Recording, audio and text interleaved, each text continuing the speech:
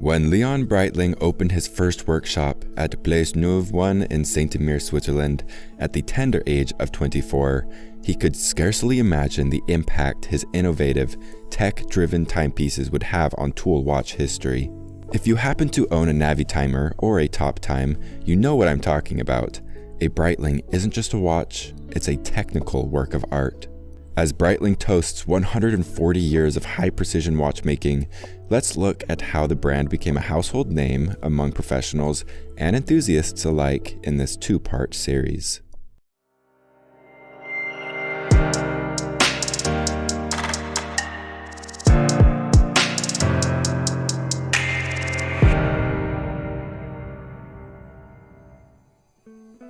Léon Breitling's passion for developing chronographs and timer functions factored significantly into his early success as a sought-after watchmaker and watch repair expert. The technology was still very new and presented a tremendous challenge for the young man, but he was undaunted. With the advent of flight and car travel, he knew the horology industry needed to answer the call for more precise timekeeping instruments.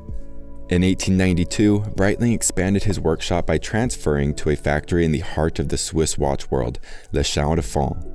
It was a good move for the company, as shortly after he introduced his first patented movement with an 8-day power reserve. It was an astonishing feat, since most mechanical watches for that time, and well into the 20th century, usually only had a power reserve of 2 days.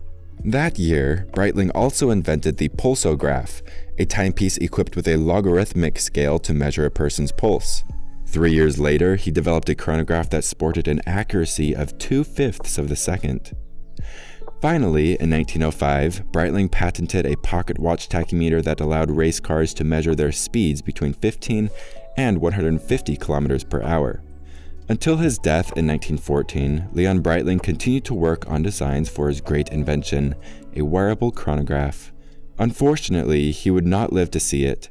Instead, his son, Gaston, was the one to introduce the company's groundbreaking worn chronograph with a pusher at the 2 o'clock position in 1915. The new owner of the family business was a lot like his father in his passion for innovation and the further development of wearable watches. In 1923, he would refine the 1915 chronograph by putting the rest to start and start-stop functions in 2 separate buttons, one on the crown and the other on the pusher. This improvement was infinitely more user-friendly than the original, where all 3 functions were controlled with 1 pusher. Gaston's tenure at the helm of Breitling didn't last long, though, as he died only a few years later in 1927. It would be 5 more years before the last Breitling arrived on the scene. Much like his grandfather, Willy Breitling was only a wisp of an adult when he took the reins of the company at age 19. But what he lacked in years, he made up for in watchmaking and marketing genius.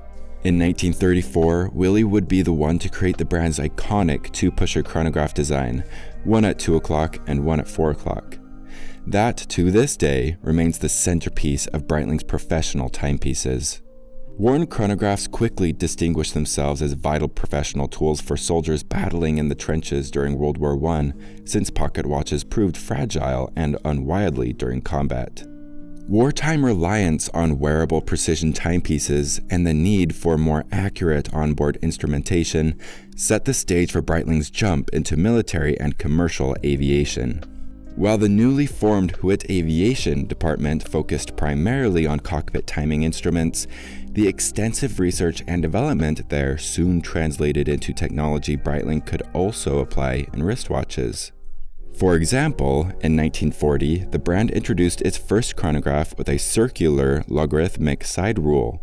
This innovative addition allowed professionals to perform all kinds of complex mathematical calculations simply by using their watch.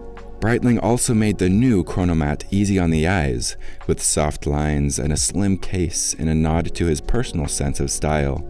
The timepiece was an instant hit. In 1952, Breitling's footprint on the aviation industry grew larger with the launch of the iconic Navitimer, reference 806. By adjusting the chronomat's side rule to accommodate aviation functions, Willy Breitling's Navitimer quickly became a favorite among pilots everywhere. 2 years later, in 1954, The Aircraft Owners and Pilots Association adopted the Navitimer as its official timepiece. The Navitimer's popularity was so great that Breitling made the watch available to the public in 1956. Just a year later, Breitling took to the depths of the sea with the launch of its Super Ocean line, a chronograph, reference 807, and a time-only watch, reference 1004, featuring a rare water tightness rating of 600 meters.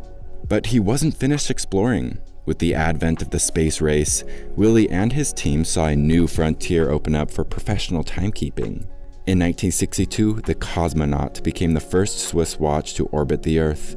It was a bespoke piece for LT Commander Scott Carpenter, a Mercury program astronaut and fan of the famous Navitimer.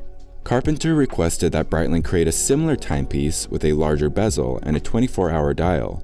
Word of the cosmonaut's epic voyage to space circulated quickly, and Breitling introduced the watch to the public a short time later. In the next installment, we'll discuss how Breitling pivoted successfully from a technical watch powerhouse to a coveted luxury brand.